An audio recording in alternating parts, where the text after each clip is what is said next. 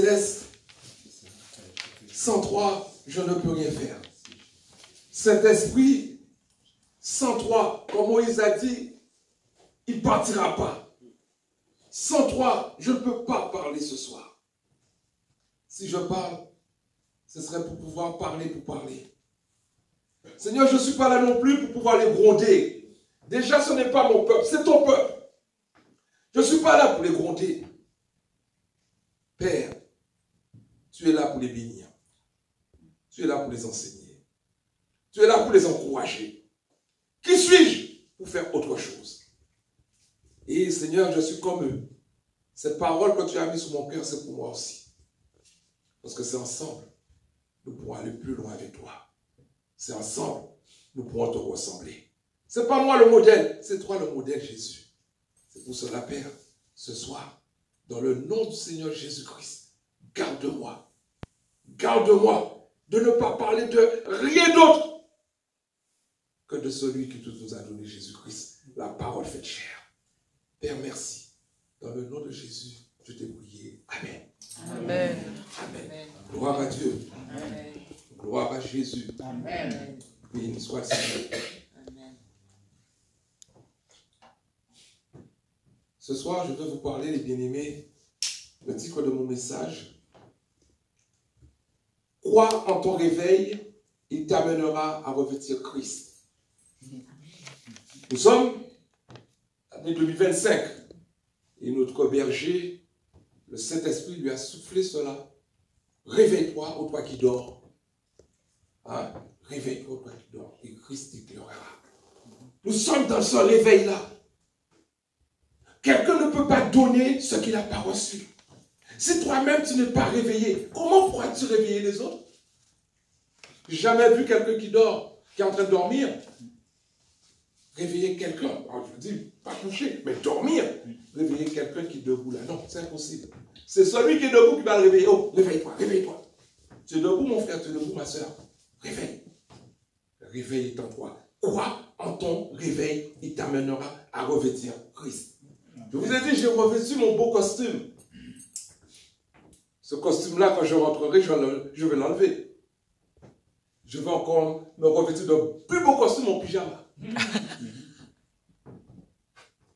Mais dans ce monde, aucun vêtement ne pourra nous amener à Dieu. Seulement Christ, revêtu de Christ. Mais référence biblique, première référence biblique, c'est Romains 13, 11 à 14. Il dit cela importe d'autant plus que vous savez en quel temps nous sommes. Nous sommes dans un temps. Et le temps où nous nous trouvons, c'est un temps difficile, les bien-aimés. Il dit c'est l'heure de vous réveiller. Ce n'est pas l'heure de dormir. De vous réveiller où? Dans quoi? De vous réveiller enfin du sommeil. Car maintenant, le salut est plus près de nous que lorsque nous avons cru. Quand nous avons cru, on nous a parlé du salut. Mais au fur et à mesure, on voit le temps passer. Mais certains disent, mais où est ce salut-là? Mais où est Jésus-Christ, l'auteur de notre salut? Mais il ne vient pas. Ne vous inquiétez pas, il va venir. Il va nous surprendre même comme un voleur qui surprend. Et plus bas, il dit, la nuit vient. La nuit est avancée, le jour approche. Dépouillons-nous donc des œuvres des ténèbres et revêtons les armes de la lumière. Marchons honnêtement, comme en plein jour, loin des excès de l'ivrognerie, de la luxure et de l'impudicité, des querelles et des jalousies. Verset 14, mais revêtez-vous du Seigneur Jésus-Christ. Amen. Et n'ayez pas soin de la chair pour en satisfaire les convoitises. Il y a un vêtement que Dieu nous incite à prendre, c'est le vêtement qui est Christ. Deuxième lecture, Genèse chapitre 3, versets 9 à 11. Mais l'Éternel Dieu appela l'homme et lui dit, où es-tu? Il y a peut-être quelqu'un, Dieu appelle ce soir. Peut-être quelqu'un qui nous regarde à travers des réseaux sociaux. Dieu l'appelle. Où es-tu? Jean-Luc, où es-tu? Pierre, où es-tu? Réponds présent à Dieu. Il répondit, j'ai entendu ta voix dans le jardin et j'ai eu peur, parce que je suis nu et je me suis caché. Il n'a pas dit je suis habillé, je suis nu. On a vu revêtir le Christ, revêtir Christ, et là, il est nu. Et l'Éternel Dieu dit, qui t'a appris que tu es nu? Est-ce que tu as mangé de l'arbre dont je t'avais défendu de manger? Il y a quelque chose qui s'est passé pour que Adam puisse voir qu'ils étaient nus. Troisième lecture. Genèse chapitre 2, verset 25. L'homme et sa femme étaient tous deux nus et ils n'en avaient point honte. Cela veut dire qu'eux étaient nus. Ils ne se sont pas aperçus qu'ils étaient nus. Il y a quelque chose qui s'est passé qui leur a révélé leur nudité. Et nous parle de honte. On verra ça tout de suite. Quatrième et dernière lecture, Genèse chapitre 3, verset 7. Les yeux de l'un et de l'autre s'ouvrirent. Ils connurent qu'ils étaient nus et ayant cousu des feuilles de figuier, ils s'enfilent des ceintures. Est-ce que Adam, monsieur Adam et madame Adam ont été voir Jésus, Dieu, pour leur dire, on s'est aperçu qu'on était nus, faites-nous des vêtements, Fabrice? Non, ils se sont fait leurs propres vêtements. Leurs propres vêtements. Le vêtement humain, pas le vêtement de Dieu. Et plus bas, on va voir que Dieu va faire un sacrifice. Alors on va faire un vêtement, une peau, la peau de la bête.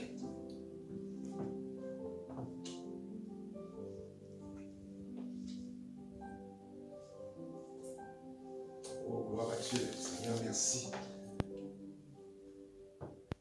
Adam et Ève étaient tous deux nus et n'avaient point honte. La honte, c'est l'opprobre, la confusion, un sentiment de gêne, un point d'embarras. L'enfant, 3 ans, 4 ans, 5 ans, il est tout nu. Les parents lui disent, tiens, va t'habiller. Il y a Jean-Pierre qui va arriver. L'enfant, il est tout nu. L'innocence est là. Mais quand, en grandissant, les hormones commencent à se bousculer en lui, il commence à découvrir sa nudité, il se cache. Nous voyons dans ce texte que nous venons de lire, dans un premier temps, que leur nudité ne posait aucun problème à Dieu. Il n'y avait pas de sentiment de gêne. Le sommeil que leur infligeait le péché a ouvert les yeux, leurs yeux, car la Bible dit qu'ils connurent qu'ils étaient nus, donc la disparition des revêtements de la gloire de Dieu est partie. Satan, c'est un voleur. Il vient voler ce que Dieu nous a donné. Et pour pouvoir nous donner ce qui est à lui. Mais ce qui est à lui nous amène à quoi? À pécher premièrement. Et à nous séparer de Dieu. Le péché, rater la cible, a séparé Adam et Ève de Dieu. Ils connurent qu'ils étaient nus. Donc la disparition de ce revêtement. À cause de quoi? À cause de leur endormissement. S'ils étaient en marche pour Dieu, s'ils étaient déterminés pour Dieu, s'ils étaient en train de veiller, non, Satan leur a donné un sommeil. Et bien aimé, faisons attention au sommeil. Et qu'est-ce qui donne encore le sommeil? C'est le nombre d'années qu'on se dit, oh moi ça fait 15 ans que je suis dans le Seigneur, ça fait 20 ans. Non. 1000 ans c'est comme un jour devant Dieu. Un jour c'est comme 1000 ans. C'est-à-dire tous les jours, tu dois avoir ce réveil en toi. Cette détermination en toi. Parce que le nombre d'années ont tendance, c'est le nombre d'années a tendance à nous faire asseoir dans notre canapé, tranquillement, et à nous reposer. Non. Sentinelle, que dis-tu? La nuit vient. La nuit vient. Point fiant. À cause de l'endormissement qu'affligeait le serpent à Ève lors d'un échange mielleux, sournois et ravageur, commandité par Satan. Satan a pris le serpent. À la perte de ce revêtement divin, vont prendre naissance quoi? La peur. Adam, où es-tu? J'ai eu peur. Le constat de leur nudité. Et puis, leur séparation avec Dieu, leur Créateur. Adam, où es-tu? Je me suis caché. Église, portons une grande et immense méfiance au sommeil spirituel. Car de lui peuvent venir bien des choses pour entraver ta course au royaume de Dieu ou encore pour te perdre. Dieu nous appelle à fuir toute somnolence, toute anesthésie dans notre foi pour Dieu, dans notre amour pour lui. Soyons éveillés en alerte, intelligent et vif, réveillons-nous et discernons toute prête main forte du diable et refusons son aide de façon ponctuelle pour vaincre l'ennemi, pas de vêtements charnels. Ils connaissent qu'ils étaient nus, nous dit la parole de Dieu. Ce que nous allons voir en 4 points lors de cet enseignement du soir. Est-ce que vous êtes là, les bien-aimés? Amen. Gloire à Dieu, c'est un amen timide. Amen. Alléluia. Gloire à Dieu. Amen. En 31, on va voir le manteau du péché rendra ton réveil inaccessible. Le manteau du péché rendra ton réveil inaccessible. Faisons lecture dans Hébreux chapitre 12, versets 1 à 2. Hébreux 12, 1 à 2. Et dis-nous donc aussi, puisque nous sommes environnés d'une si grande nuée de témoins, rejetons tout fardeau et le péché qui nous enveloppe si facilement. Le péché est devenu un vêtement pour nous envelopper. Le péché va nous envelopper comme un vêtement. La Bible nous dit, fuyez ce vêtement-là. Le péché qui nous enveloppe si facilement. Et courons avec persévérance dans la carrière qui nous est ouverte. Ayant les yeux sur qui? Sur Jésus, le chef, le consommateur de la foi, en vue de la joie qui lui était réservée, a souffert à la croix, méprisé l'ignominie et s'est assis à la droite du trône de Dieu. Ce péché-là va venir pour nous envelopper. Voyons petit 1, le manteau de l'aveugle. Premièrement, petit 1, le manteau de l'aveugle. C'est un manteau que j'appellerais le manteau de la paralysie. Bartimée, mendiant, aveugle. Il avait tout dans son manteau. C'était sa richesse. Mais c'est un manteau qui le paralysait. Je ne sais pas quel manteau qui est sur toi ce soir. Je ne sais pas quel manteau qui te paralyse. Ce qu'on a d'habitude d'entendre dans le monde. Oh mon petit péché mignon. Le péché n'est pas mignon. Le péché est laid. Le péché amène à la mort. Parce que l'âme qui pêche, c'est qui mourra. Il est où son côté mignon là-dedans? Il m'amène à la mort, il est mignon? Non, il n'est pas mignon. Il est dangereux. Marc chapitre 10, au verset 49 à 50. 49 à 50. Jésus s'arrêta et dit, appelez-le. Ils appelèrent l'aveugle en lui disant, prends courage, lève-toi, il t'appelle. L'aveugle jeta son manteau et se levant de bond, vint vers Jésus. Il va jeter ce manteau qui le paralysait. J'aurais tellement aimé ce soir, si quelqu'un a quelque chose, un manteau, un vêtement, un revêtement, autre que Christ, puisse le déposer ce soir. Un bon, deux bons. Trop souvent, nous sommes toujours hésitants quand il s'agit de laisser certaines choses.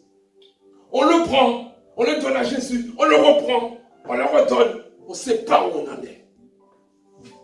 De bon. Faites un bon ce soir, les bien-aimés. Faisons un bon ce soir. Et rejetons ce que nous enveloppe si facilement. Et courons à Christ. Nous ne voulons pas une autre enveloppe que l'enveloppe de Christ.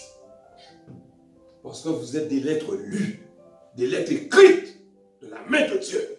Et vous allez, comme lettre, on va mettre ça dans n'importe quelle enveloppe? Non, pas dans n'importe quelle enveloppe. Pas dans n'importe quelle enveloppe.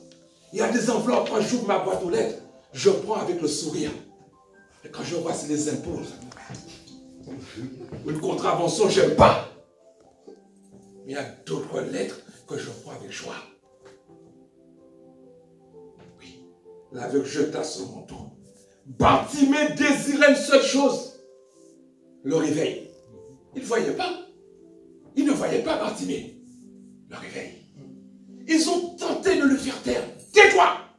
Arrête! Ils vont essayer aussi de t'arrêter. Ils vont essayer aussi de m'arrêter. Et ne pensez pas que ce sont ceux du dehors qui penseront à vous arrêter. Ceux de la maison même. Ceux de la maison. Qui a dit à Jésus qu'il a perdu la raison? Marie, sa propre mère. qu'il a perdu la raison.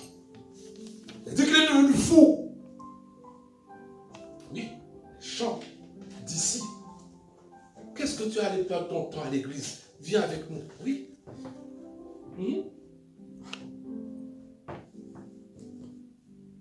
Oh Seigneur, merci. Petit 2, le manteau qui sème le trouble empêche le réveil de tout ton peuple. C'est le manteau de Chinéa. Qui se rappelle du manteau de Chinéa? Faisons une lecture de Josué. Josué chapitre 7, versets 20 à 21.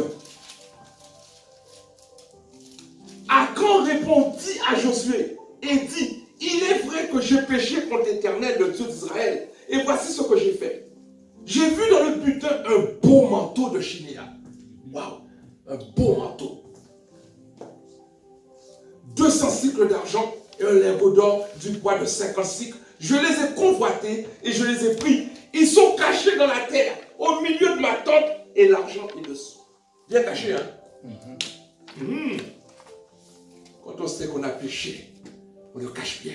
Il ne faut pas que ma soeur Roselène sache ce que j'ai fait. Encore moins le pasteur. Et avec mes belles paroles, je peux venir l'endormir en plus. Tu sais rien. Mais tu ne pourras jamais endormir Dieu. Je ne pourrai jamais endormir Dieu. Il met tout à la lumière. Il a dit, là, rassembler la tribu, rassembler la maison, Achan a été dévoilé. Mais je pense que Dieu est tellement bon. Tellement bon. Josué a dû insister que celui qui a pris le manteau, qu'il le rende. Que celui qui a pris le manteau, qu'il le ramène. Non. Vous pensez que Dieu met la honte comme ça? Non. Peut-être quelqu'un a quelque chose qu'il fait. Et Dieu l'aime. Dieu lui dit, laisse tomber l'affaire. Repends-toi. Mais à un certain moment, sa patience a des limites.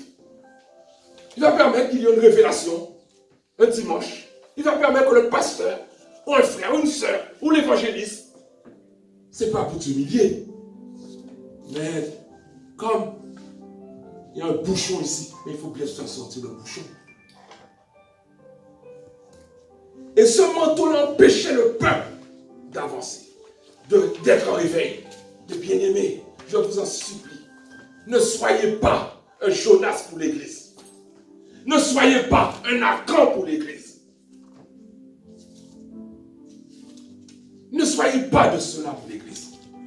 Bien souvent, on pense que c'est les choses du dehors qui empêchent l'église d'avancer. Non, peut-être un Achan ici qui empêche l'église d'avancer. Les yeux de Dieu sont trop purs. Dieu veut faire tellement de choses au milieu de nous. Soyons des gens responsables. Et soyez des gens qui, chacun, s'examine lui-même. Vous me dites, Seigneur, je reste à la maison aujourd'hui. Et tant que je n'ai pas trouvé une solution à cela, je ne viens pas. Là, il va voir comment Dieu va vite vous donner la solution. Parce qu'il verra preuve de vous-même, vous avez pris de nous-mêmes, on a pris la responsabilité que cela change. Il a caché. Ils sont cachés dans la terre. Oui. Tu es un vase d'argile. Et le plus beau cadeau que Dieu a mis dans ce vase d'argile, c'est la foi, l'espérance et l'amour. C'est ça le trésor de Dieu. N'acceptez qu'il n'y ait rien d'autre qui puisse rester dans ce vase-là. Vous n'êtes pas des vases vides. Il y avait ces vases qui étaient là pour la purification.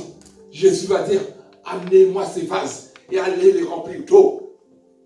Dieu veut remplir quelqu'un ce soir. Amen. Dieu veut remplir quelqu'un ce soir. Amen. Laisse-le te remplir. Laisse-le te remplir.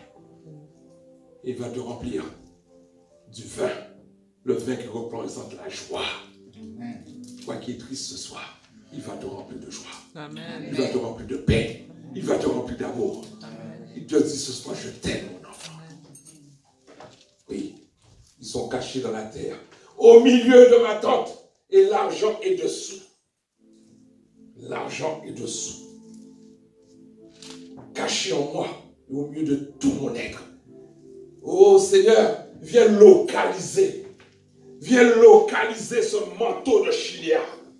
Viens localiser ce beau manteau qui paraît beau à mes yeux, mais il n'est pas beau à mes yeux. Enlève-le. Enlève-le. Parce que tu ne peux pas mélanger du sale et du propre. Est-ce que vos vêtements propres, vous les mettez dans le bac à linge sale? Non. Non. Ça va dans la machine à laver. Et ensuite, ça se met à un endroit. Et madame le repasse. Ou bien moi, je fais mon repassage aussi. Amen. C'est propre comme ça. Troisièmement, le manteau de la puissance de Dieu. Il y a deux manteaux à éviter. Le manteau de la paralysie de Bartimée. Le manteau qui met le trouble dans l'église. Le manteau de Chinéa. Mais il y a un manteau, le manteau d'Élie. Alléluia. Amen. 2 Rois, chapitre 2, 13 à 14. Chapitre 2, 13 à 14. Il releva le manteau qu'Élie avait laissé tomber, puis il retourna et s'arrêta au bord du Jourdain. Il prit le manteau qu'Élie avait laissé tomber, il en frappa les eaux et dit, où est l'Éternel, le Dieu d'Élie? Lui aussi, il frappa les eaux qui se partagèrent, ça et là, et Élisée passa. C'est le seul manteau, c'est ce manteau-là, le manteau de la puissance de Dieu qui te permettra de passer à travers du feu, à travers de l'eau, à travers de tous les combats, à travers de toutes les difficultés de la vie. Le manteau de la puissance du Saint-Esprit, c'est lui seul qui te permettra d'avancer. Le manteau d'Élie, il ouvre et donne la possibilité de passer, quelles que soient tes difficultés. C'est le manteau de la puissance du Saint-Esprit. Qu'as-tu, montagne, devant, pas Zorobabel, mais devant Jean-Pierre, tu seras aplani. Amen. Montagne, j'ai connu montagne là, il n'y a pas longtemps. Montagne de finances. Il s'était là en train de m'oppresser. Beaucoup de gens, ces gens l'ont amené au suicide. Mais béni soit Dieu. Je crie à mon Dieu. Je crie à mon Seigneur. Le Seigneur m'a secouru. Amen. Il m'a secouru. Alléluia, gloire à Dieu. Quelle que soit la montagne, quelle que soit. Nous étions en Corée du Sud avec le pasteur. Dieu savait pourquoi j'étais là-bas. J'ai appris une mauvaise nouvelle concernant mon fils. Le pasteur m'a dit, t'inquiète pas. T'inquiète pas. Oh, je bénis Dieu. Bien-aimé, nous avons un papa. Nous avons un Père céleste. Il n'est pas Dieu seulement pour nous, mais il est un Père. Et Père qu'il est, il n'aime pas voir ses enfants souffrir. Il n'aime pas voir ses enfants prendre des coups. Il a dit quoi concernant son peuple? J'ai entendu. J'ai vu. Et il est resté les bras croisés? Non, il est descendu. Il descendra pour toi ce matin. Amen. Il va descendre pour toi ce soir. Amen. Il va descendre pour toi. Et descendre pourquoi? Mais pour te relever. Amen. Pour te relever. Alléluia. Amen. Gloire à Dieu. Gloire à Jésus. Amen. Béni soit le Seigneur. Oh Seigneur, merci. Merci Père. Merci pour tout ce que tu fais pour nous. En grand 2, si tu es revêtu du Christ, tu ne combattras pas le réveil ni au sein de ton assemblée, ni au sein de ta maison. Si tu es véritablement en Christ, tu ne pourras pas et tu n'as pas le droit. Christ a versé son sang pour sauver. As-tu versé ton sang pour sauver? Est-ce que j'ai versé mon sang pour sauver quelqu'un? Et je viens, je détruis ce que Dieu est en train de faire? Qui suis-je pour faire cela? Si je sème le désordre, Dieu va aussi me bousculer, me bouger. Non, tu n'as pas le droit. C'est quoi être revêtu en Christ? Galates chapitre 3 verset 27 nous dit, vous tous qui avez été baptisés en Christ, vous avez revêtu le Christ. Vous tous qui êtes baptisés en Christ, tu as ce revêtement-là. Être revêtu du Christ signifie être une nouvelle personne. Notre soeur l'a dit en préambule, une nouvelle personne. Créée dans la perfection et la sainteté de Christ. Éphésiens 4, 24. Partons faire un petit tour dans Luc, chapitre 15, au verset 17. Luc, chapitre 15, au verset 17. Le Saint-Esprit m'a permis, pour ce grand 2, de rester dans Luc. Vous connaissez tous ce passage de l'enfant prodigue. Mais il est riche, ce passage. Il est très riche. Gloire à Dieu. Luc chapitre 15, à partir du verset 17. Il est dit, étant rentré en lui-même. Oh, il a soif du réveil, l'enfant prodigue. Si tu ne rentres pas en toi-même, le réveil ne peut pas se produire. Il faut rentrer en soi-même. C'est-à-dire qu'il faut rentrer dans un état de reconnaissance de la chose. Je reconnais que je suis un voleur. Mais si tu ne reconnais pas que tu es un voleur, je ne reconnais pas que je suis un voleur, comment le vol peut disparaître en moi? Dieu ne peut pas le faire. Reconnais tes fautes. Reconnais tes fautes, nous dit le Seigneur.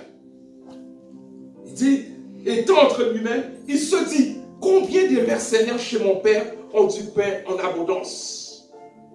Le petit 1, c'est ta disette suscitera le réveil en toi. L'enfant prodigue, il s'est rendu compte, il y avait tant à manger chez son père. Et lui, il est dans une disette. Il n'a rien. Il a voulu même manger le manger du cochon. On lui a refusé cela, Jordan. Il a dit non, c'est pour le cochon, c'est pas pour toi. Verset 17. La disette suscitera le réveil. Seigneur, procure en moi une soif, une faim, une disette, afin que je sois en éveil, afin que je puisse me réveiller. Parce que là, je suis en train de dormir.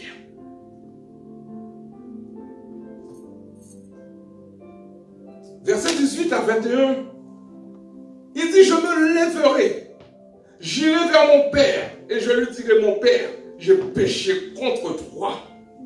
Là, il n'est plus couché. Il dit, je me lèverai. Il veut se lever. Est-ce que quelqu'un au milieu de nous a envie, a le désir d'être en réveil? Il faut avoir le désir, l'envie. Je me lèverai. J'ai appelé cela, le réveil consiste en acte, donc il faut agir. Trop souvent, on a des choses dans la bouche, remplies de versets. On n'en applique aucun. Aime ton prochain comme toi-même. Il faut agir. Jésus a dit quoi? Passons à l'autre bord. Passons à l'autre bord. Donc il faut passer à l'autre bord. Fini la méditation, lecture. Là, c'est l'agissement, on agit. Il va dire, dans le verset 18 à 21, il dit que je me lèverai, je vais vers mon Père, et je lui dirai, mon Père, j'ai péché contre le ciel et contre toi. Il n'a pas dit ça à son Père, premièrement. À Dieu. À Dieu le Père. Premièrement. Je ne suis plus digne d'être appelé ton fils, traite-moi comme l'un de tes mercenaires. Et il se leva et alla vers son père. Comme il était encore loin, son père le vit et fut ému de compassion. De 22 à 24, mais le père dit à ses serviteurs, apportez vite la plus belle robe et l'en revêtez, mettez-lui un anneau au doigt et des souliers aux pieds. Mais le mot revêtir est là encore à nouveau. Il est arrivé sale. David était avec des brebis. David sentait les brebis. Mais lui, il sent le cochon.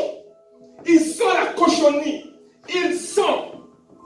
Et oui, quand on va faire un tour dans le monde de la bien-aimée, attention, ils mettent toutes les lumières là pendant les fêtes de Noël pour amener un égayement, pour amener quelque chose. Aussitôt qu'ils ont enlevé tout ça, tout le monde se dit, c'est fini, hein? C'est plus lumineux. Mais c'est de la lumière artificielle. Mais vous et moi, on a la lumière divine. Amen. On a la lumière céleste. On a la lumière surnaturelle. Amen. Nous ne sommes plus des cochons. Nous ne sommes plus des cochons. C'est fini. C'est fini ça. Nous devrions sentir ce que David sentait. Nous devrions sentir le malheureux qui est dans le monde. Vous devriez sentir la compassion pour celui qui se perd. Mais non le regarder comme ça de haut. Je vais vous raconter une petite histoire qui m'est arrivée. J'ai pris naissance à l'église de Paul-Doré. Un moment, je suis tombé. J'ai laissé de côté. Et quand le réveil s'est produit en moi, je suis arrivé dans l'église. Il y a beaucoup de frères et beaucoup de sœurs qui m'ont regardé comme un pestiféré. Oui, pasteur. Oui, parce qu'ils se prenaient pour des gens qui sont purs. Et toi, tu as été dehors, tu as péché, tu reviens encore vers nous. Mais Dieu m'attendait les bras grands ouverts. Il y a une seule sœur, je me rappellerai toujours. La sœur m'a pris dans ses bras. Elle a pleuré, j'ai pleuré, elle a pleuré, j'ai pleuré, pasteur. Elle a pleuré. J'ai dit, Seigneur, celle-là, cette sœur-là, elle priait pour moi. Les autres ne priaient pas pour moi. Parce qu'ils m'ont regardé d'une façon, ça m'a permis encore de partir. Ça m'a permis encore de partir. Faisons attention, les bien-aimés, à nos regards. Faisons attention aux gens qui viennent, ou bien aux gens qui sont partis, quand ils reviennent. Recevez-les avec une joie, mais pas avec de l'hypocrisie. Une joie saine, une joie pure, un amour pur. Oui, oui. Parce que ça se ressent. On ne peut pas tromper Dieu. On ne peut pas tromper Dieu.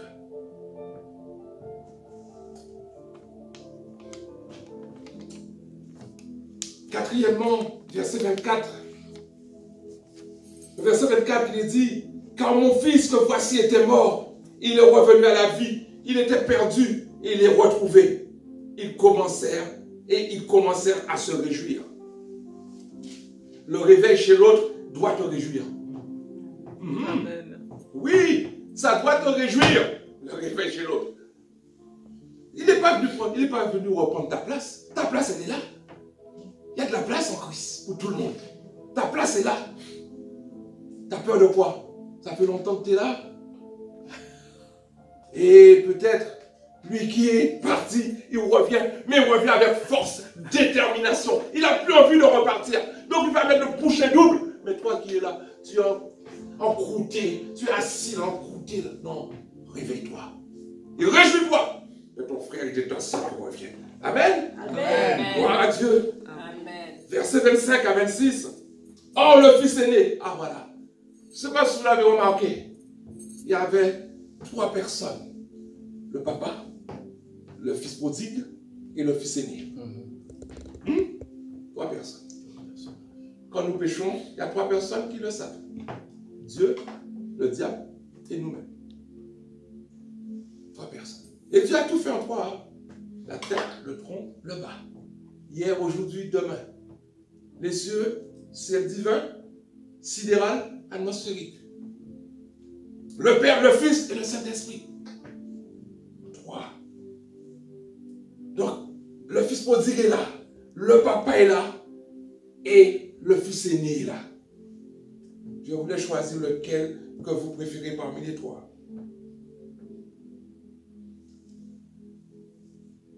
Disons pour... Oh, oui. Verset 28 à 30, j'ai dit. Non. 25 à 26. Or, le fils aîné était dans les champs. Lorsqu'il revint et approcha de la maison, il entendit la musique et les danses. Il appela un de ses serviteurs et lui redemanda ce que c'était. Et j'ai intitulé ce passage-là, « Sois présent quand le réveil se manifeste ». Il n'était pas là. Il est tout le temps dans les champs. Souvent, nous sommes ailleurs. Ça se passe ici. Il y a eu un beau message. Le Saint-Esprit s'est manifesté. Il y a eu des gens qui se sont donnés à Christ.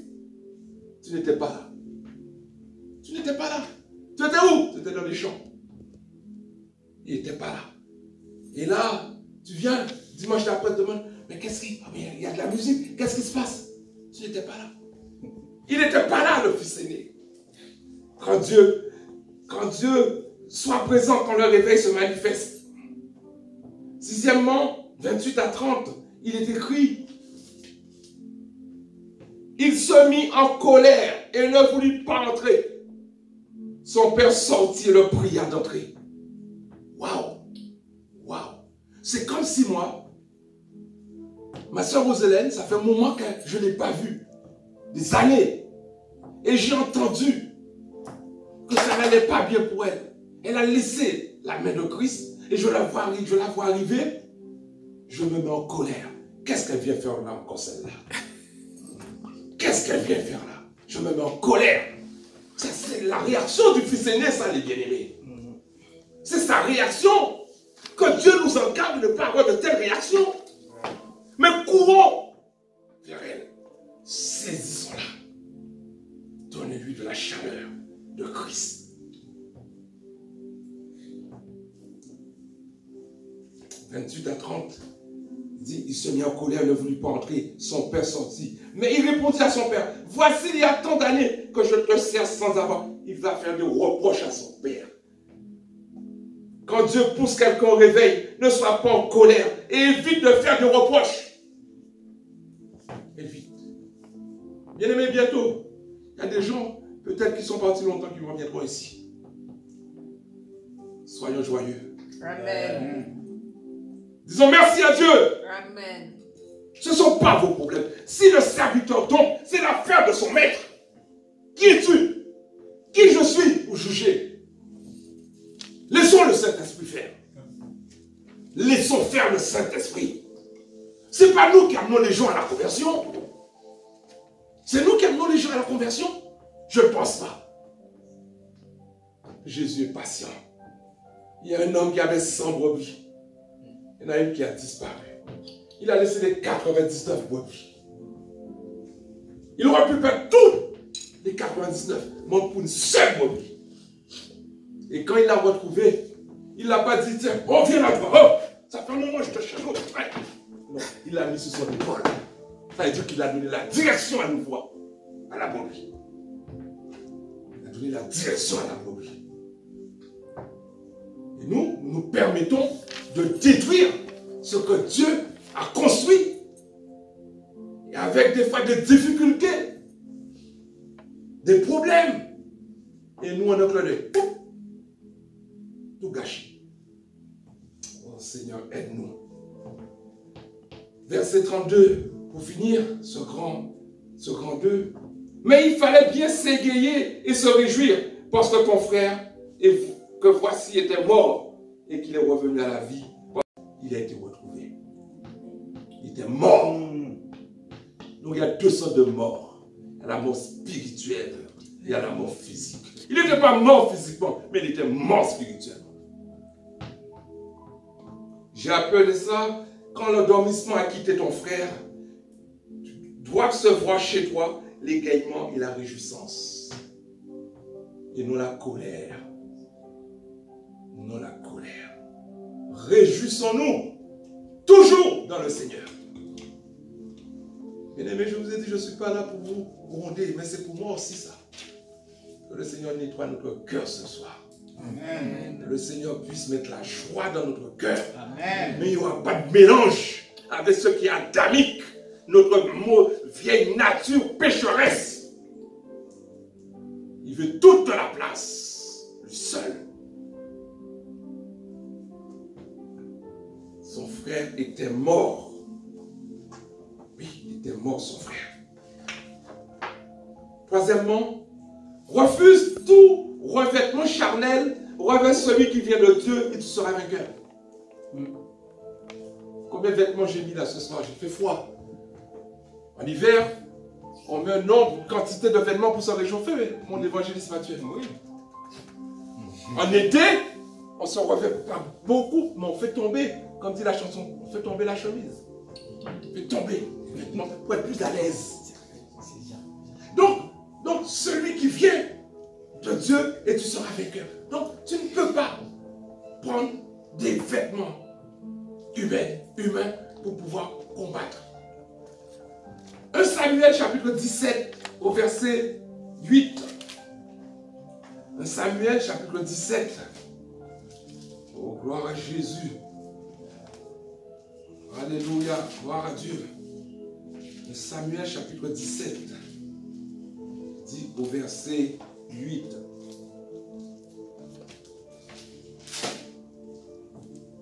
Le Philistin s'arrêta et s'adressant aux troupes d'Israël rangées en bataille. Il leur cria, pourquoi sortez-vous pour vous ranger en bataille? Ne suis pas le Philistin et n'êtes-vous pas des esclaves de Saül? Choisissez un homme qui descende contre moi. Un défi est lancé. Un défi. Dieu a sorti son peuple de l'esclavage. Un certain monsieur Goliath, un circoncis, vient lancer un défi au peuple en disant, Dieu t'a sorti, mais moi je suis capable de te remettre en esclavage. Les bien-aimés, vous êtes affranchis, nous sommes affranchis. Il ne pourra plus nous mettre en esclavage. C'est fini. Amen. Celui que Christ a affranchi est réellement libre. Amen. Nous sommes libres dans le Seigneur. Nous sommes libres. Il ne peut plus. Qu'il arrête ses menaces au nom de Jésus-Christ. Qu'il arrête ses menaces. Je suis libre. Goliath, tu ne me mettras plus en esclavage. Amen. C'est terminé. C'est terminé. Tu ne me mettras plus en esclavage. Gare à la pression des bien-aimés. Gare au cri, au mépris, au défi de l'ennemi. Le peuple de Dieu est à l'arrêt et figé. Ils ont peur. Leurs genoux tremblaient. Ils ont peur. Ô chrétiens que nous sommes, des fois nous sommes peureux. On tremble. On tremble devant une situation. Dieu n'est pas capable. Oh, alléluia. La dernière fois aussi, je me suis mis à trembler. J'ai envoyé un message au pasteur. Il m'a répondu. Il m'a envoyé un message. Il est temps que tu te débrouilles tout seul. Je ne lui ai pas dit, pasteur, pourquoi tu me réponds comme ça? Je dis, pasteur, merci. Quand j'ai réfléchi, Dieu m'a déjà donné la réponse.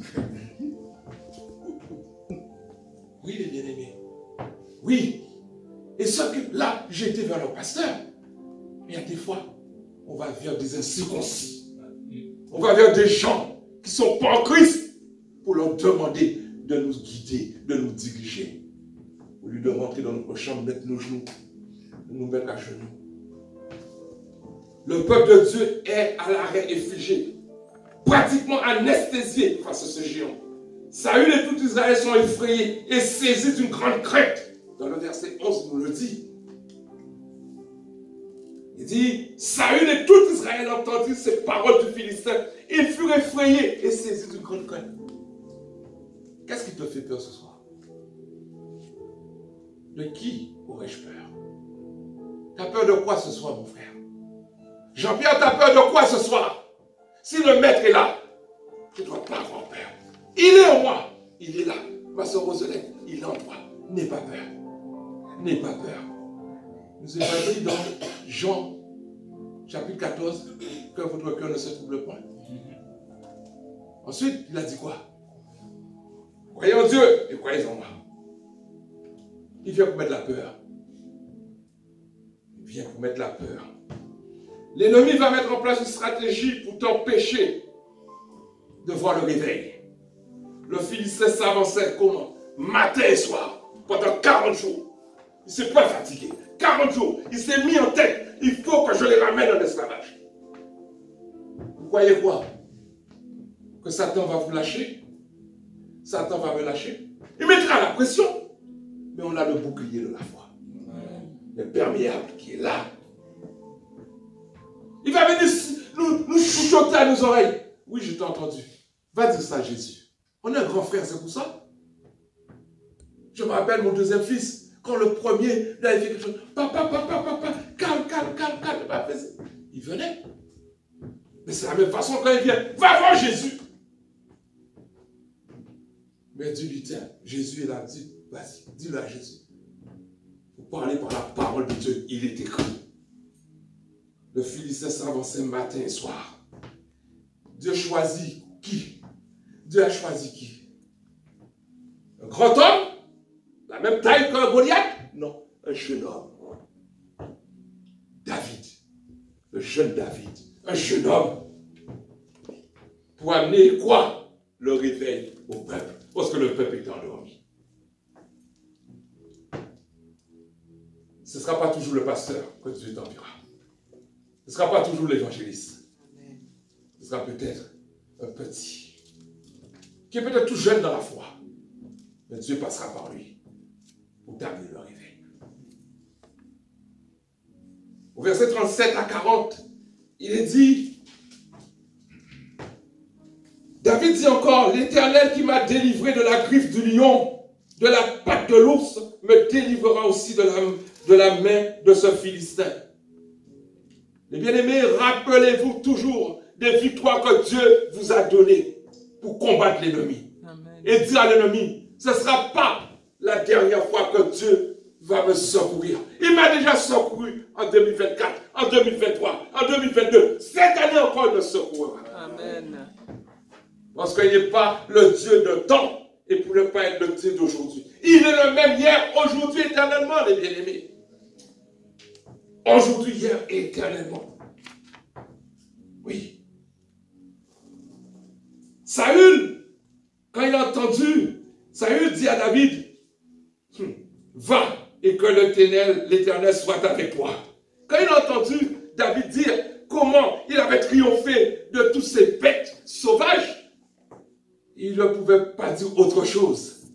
Mais en même temps, comme ce Saül, il n'a pas la foi qu'a David. Il va dire quoi au verset 38? Saül fit mettre ses vêtements à David. Il plaça sur sa tête un casque d'airain. Il n'a pas besoin de ton casque d'airain. Il a besoin du casque du salut. C'est le casque du salut qu'on a besoin. On n'a pas besoin d'un casque d'airain.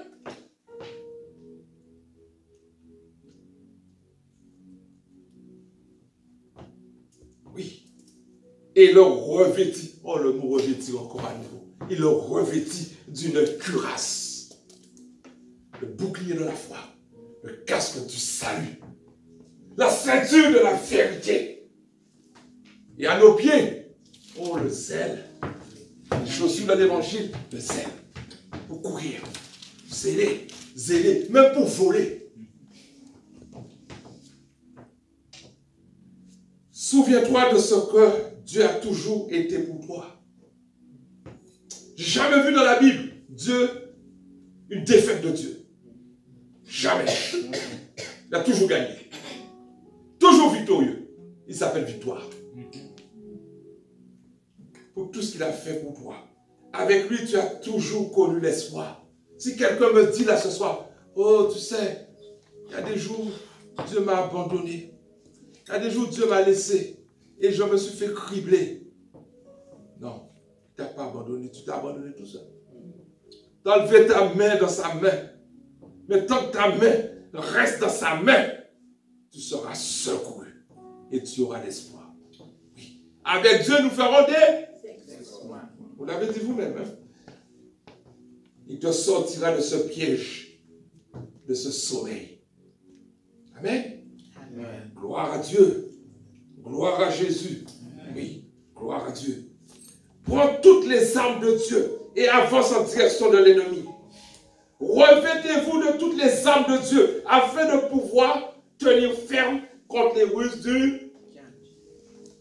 Éphésiens, chapitre 6, verset 11. Toutes les armes. Alléluia, gloire à Dieu. Et encore 4. Combat la paresse, car elle risque d'enfanter en toi le sommeil. La Bible décrit la paresse comme une force destructrice qui peut conduire à la pauvreté et à la honte et à l'inaccomplissement. Dieu veut que nous soyons diligents, appliqués, zélés, actifs. Dieu ne veut pas des paresseux, des fainéants. Des gens qui sont là, les bras croisés, ils attendent comme des petits oisillons, la bouche grande ouverte, pour faire descendre, mettre les grains. Et il y a aussi des personnes qui veulent même que tu leur mâches le repas. Tu as fait cuire le repas pour eux, ma soeur Gaëlle. Ils veulent encore que tu leur mettes le repas dans la bouche et en plus tu puisses leur mâcher. Non, les bien-aimés. Non. Soyons des gens diligents, des personnes diligentes, appliqué, zélé, actif pour faire court, travailleur. T'as pas un chant qui dit travaillons? Travaillons et luttons. Travaillons et luttons. J'ai des collègues quand ils viennent le matin, ça va? Oh non, ça va pas. Oh, on est lundi, oh, on le travail. Mais je dis, mais attends frère, quand tu étais au chômage, tu avais demandé quoi? Du travail ou du repos? Tu as demandé du travail, tu as demandé du travail, et tu te plains pourquoi? L'homme est comme ça, toujours à râler, toujours à se plaindre. Nous sommes comme ça. Et nous méprisons Dieu dans ces genres de choses. Dieu t'a donné du travail. Dis gloire à Dieu. Amen. Alléluia. Amen. Moi, quand j'arrive sur la place de Paul de Clignancourt, je vois les gens allongés par terre, couchés par terre. Je me dis, Seigneur, quelle grâce. Quelle grâce. Quelle grâce. Seigneur, aide-nous, Seigneur. Proverbe chapitre 13 au verset 4. Il est écrit, l'âme du paresseux a des désirs qu'il ne peut satisfaire, mais l'âme des hommes diligents sera rassasiée. Tu veux que ton âme soit rassasiée? Sois diligent, sois zélé, sois actif, sois travailleur. Il y a similitude entre un paresseux et un homme dépourvu de sens, nous dit la parole de Dieu. Un homme dépourvu de sens, c'est un insensé, un insignifiant, un sans lendemain. Il ne laisse pas pour demain. Il mange tout, mon frère Fabrice. Il gaspille tout. Chez nous, on a l'habitude, sans encore grossir, de dire demain, c'est en pignon. Demain, c'est... Oui, non.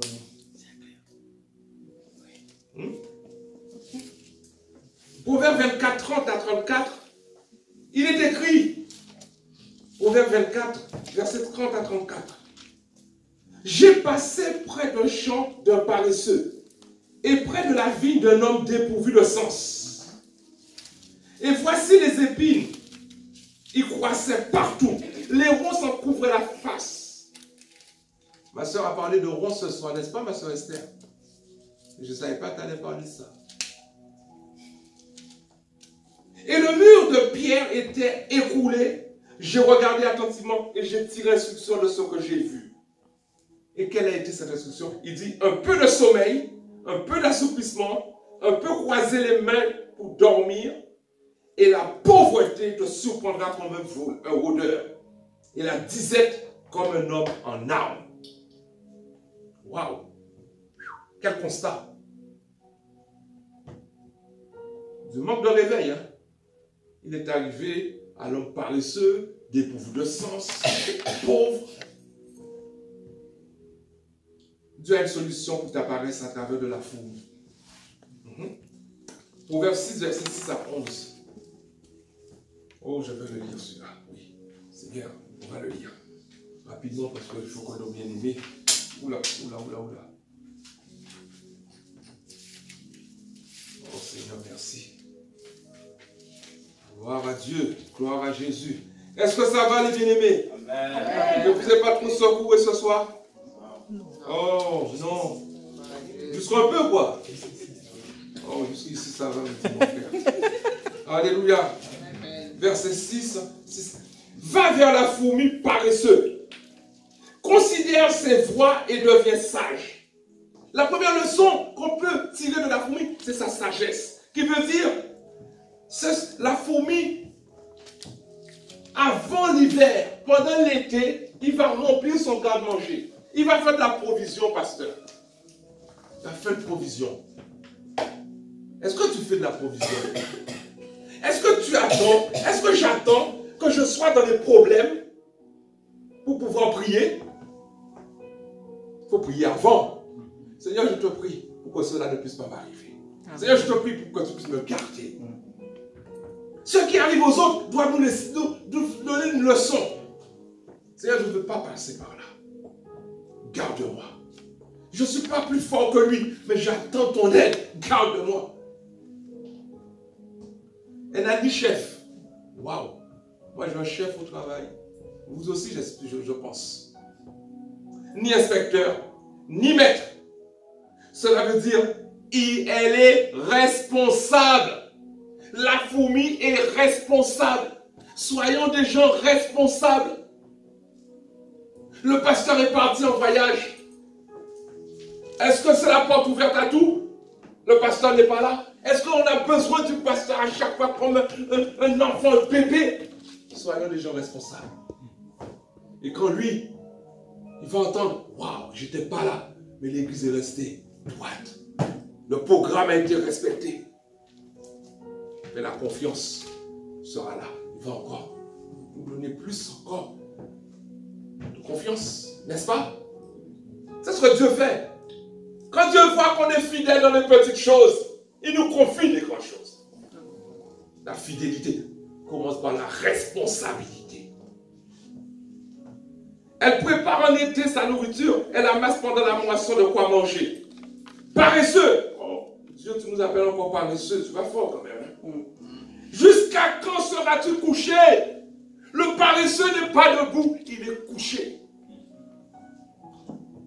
Seigneur, oh, le temps est passé.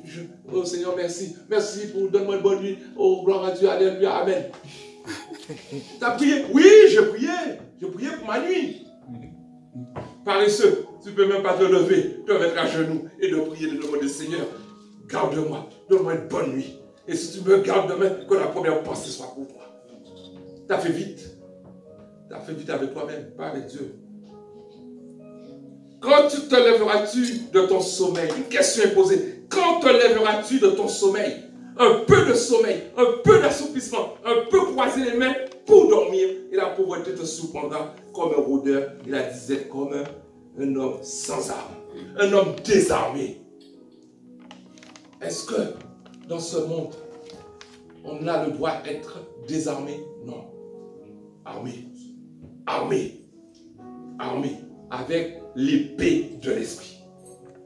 Amen. Amen. Gloire à Dieu. Amen. Alléluia. Amen. Merci Seigneur. Amen. Mon message est arrivé à sa fin. Et en conclusion, pour être en bonne santé physique, un bon sommeil nous est conseillé.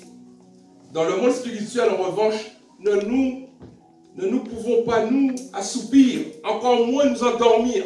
Nous devons être constamment en éveil.